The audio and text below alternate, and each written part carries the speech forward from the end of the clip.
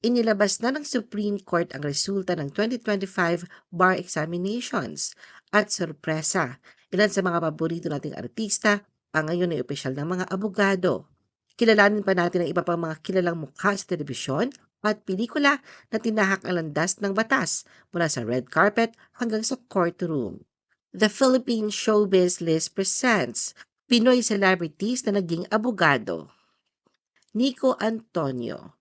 Sa pinakabagong balita, isa ng ganap na abogado ang aktor na si Nico Antonio.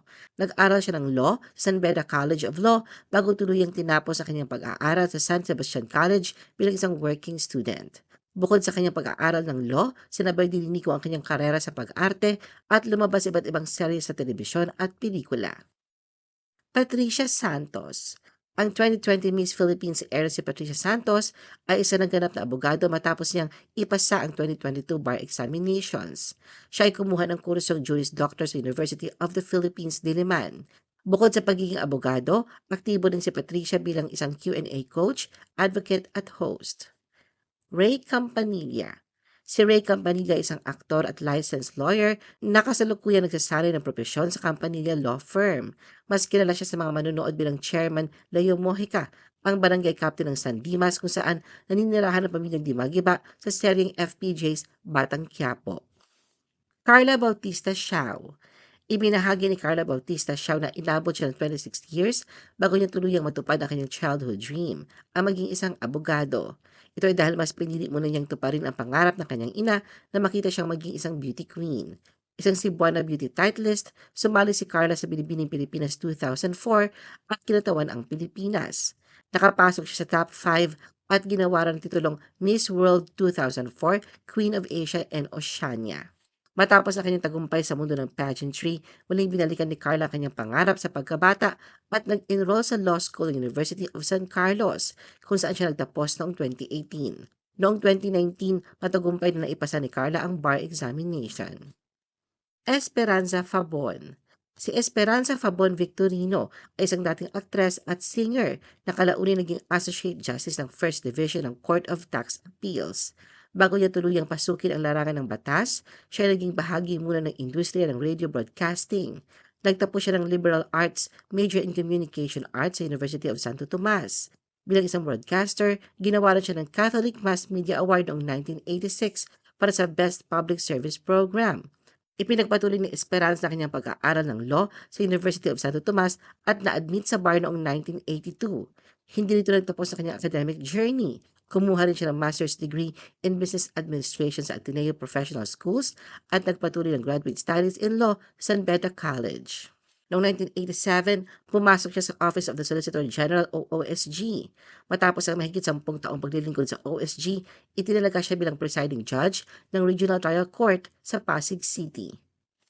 Datgan Kaiko. Si Datgan Kaiko ay isang abogada sa larangan ng intellectual property, isang masugid na tagapagtanggol ng karapatan ng mga kababaihan at mga bata, at isang radio at TV host, manunulat at guro. Siya nagtapos ng abogasya sa University of the Philippines College of Law. Ana Teresa Licaros. Si Ana Teresa Licaros ay nagtapos bilang salutatorian sa University of the Philippines College of Law at matagumpay na naipasa ang bar examination noong 2009. Nakilala rin siya sa international stage na kanyang panalunan ang titulong Miss Photogenic sa Miss Universe 2007. Sharon Manabat. Isa na ring ganap na abogado ang dating aktres na si Sharon Manabat. Sumikat siya noong dekada 70 sa ilang mga pelikula.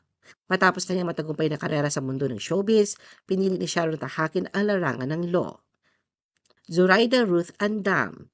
Bago ang kanyang tagumpay sa mundo ng pageantry, nagtapos si Zoraida Ruth Andam bilang cum laude sa University of the Philippines School of Economics. Ipinagpatuloy niya kanyang pag-aaral sa University of the Philippines College of Law kung saan niya nakuha kanyang degree noong 2004. Geraldine Rodriguez. Si Geraldine Rodriguez ay isang certified public accountant at abogada. Kilala siya sa kanyang talino at kagandahan mula pa noong siya nag-aaral sa UP Diliman, kung saan siya nagtapos bilang cum laude sa kursong Business Administration and Accountancy. Bukod sa kanyang academic success, namayagpag din si Geraldine sa mundo ng pageantry. Karen Jimino. Si Karen Jimino ay isang abogada, news anchor, kolumnista, guro at ina. Siya ay bahagi ng Bilyonaryo News Channel. Si Karen ay nagtapos ng AB Humanities and Management sa University of Asia and the Pacific at Bachelor of Laws sa University of the Philippines kung saan siya ay cum laude at ginawa rin ng Dean's Medal for Academic Excellence. Nagpatuloy siya sa pag-aaral at nakakuha ng Master of Laws mula sa Harvard Law School at Master of Development Practice sa Engineering and Business for Sustainability mula sa UC Berkeley. Lisensyado siyang magsari ng law sa Pilipinas at sa New York, USA. Eva Patalinhog. Si Eva Patalinhog ay isang abogada, nurse, ina at negosyante. Nagtapos siya ng law sa University of San Carlos College of Law noong 2022. Bukod sa kanyang propesyon, namayagpag din si Eva sa mundo ng pageantry. Gabby Roldan Concepcion. Si Gabby Roldan Concepcion naman ay isang lawyer, television host, actress at professor. Nagpatuloy siya sa pag-aaral sa University of the Philippines upang makamit ang kanyang law degree noong 1990 at nakapasa sa bar exam isang taon pagkatapos nito. Patricia Magtanong. Si Patricia Magtanong na mas kilala bilang Patch ay kumatawan sa Pilipinas sa Miss International 2019. Nag-aral siya ng law sa University of the Philippines. Noong 2019, matagumpay na naipasa ni Patch ang bar examination.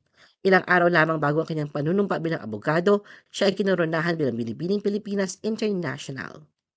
Ina Revilla. Si Ina Revilla ang eldest daughter ni Senator Ramon Bong Revilla Jr. at Lani Mercado at matagumpay na nakapasa sa 2022 bar examinations. TP Dos Santos. Nakapasa sa 2022 bar examinations ang singer-actress si TP Dos Santos. Nagtapos si TP sa University of the Philippines College of Law noong 2022 kung saan siya ginawaran ng Dean's Medalist for Academic Excellence. Luke G. Kane. Si Luke G. Kane ay isang aktor at modelo na nakilala sa mga hit TV series ay opisyal lang maituturing na abogado matapos niyang ipasa ang 2025 bar examinations.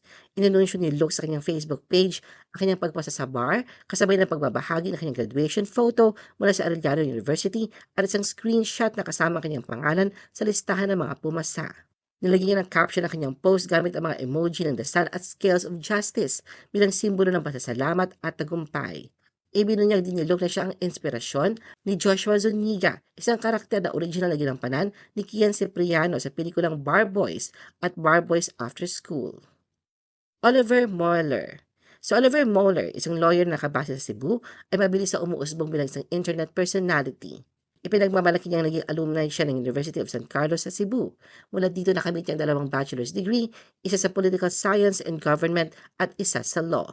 Matagumpay na natapos ni Oliver ang kanyang Bachelor of Laws noong 2016 at noong sumunod na taon, nakapasa siya sa bar exam at opisyal na naging abogado tulad ng kanyang kapatid na babae. Jimmy Bondoc. Kabilang si OPM singer Jimmy Bondoc sa mga nakapasa sa 2023 bar examinations. Nagpa siya si Jimmy na mag-aral ng law noong 2017 dahil ayon sa kanya, ito ay matagal na niyang pangarap. Natapos niya kanyang pag-aaral ng law sa University of the East. Tommy Abuel. Si Thomas Tommy Rosales Abuel Jr. ay isang veteranong aktor at abogado. Mahigit 5 dekada na siyang aktibo sa industriya ng pelikula at telebisyon sa Pilipinas. Sa tunay na buhay, isa siyang licensed lawyer. Siya nagtapos ng law sa Ateneo at matagumpay na nakapasa sa bar examination. Ano ang masasabi mo sa video na ito?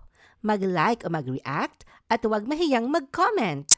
For our YouTube viewers, huwag kalimutan mag-subscribe at i-hit ang notification button. At para sa aming Facebook viewers, mag-like at follow sa aming Facebook page para updated ka sa mga showbiz chika. Thanks for watching!